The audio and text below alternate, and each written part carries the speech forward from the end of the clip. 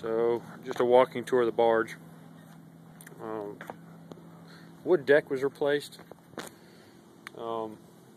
Actually, 3/4 of the wood deck was replaced. The only portion that wasn't was everything behind this motor box. So you got, let's see, 1, 2, 3, 4, 5, 6, 7 boards that haven't been replaced, and to replace those, you got to take up the gas tank, 100-gallon tank. You got to take up the helm, but all relatively straightforward to do that.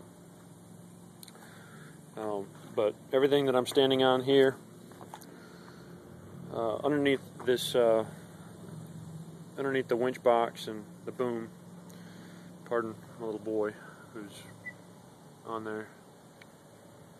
Boom is all anchored into the wood deck, and then it's also anchored into each of the pontoons below, and then there's also a 3/8 inch sheet of aluminum that's used as a backing plate underneath the winch and the winch motor and all that kind of stuff. So it's pretty solid. 3x10 rough cut pine is underneath the main structure, but everything forward is 2x10 rough cut, 2.5 treated.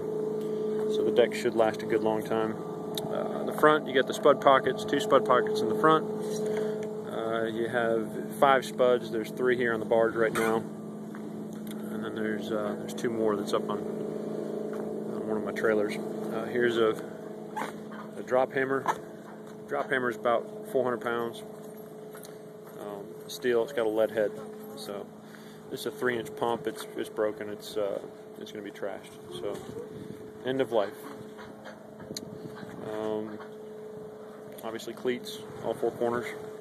Be able to tie it off. I also have 2 spud pockets that can be mounted to the back 2 corners as well.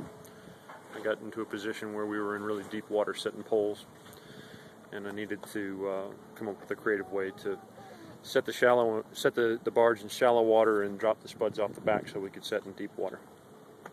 Those aren't mounted, but they can be mounted in probably a couple hours.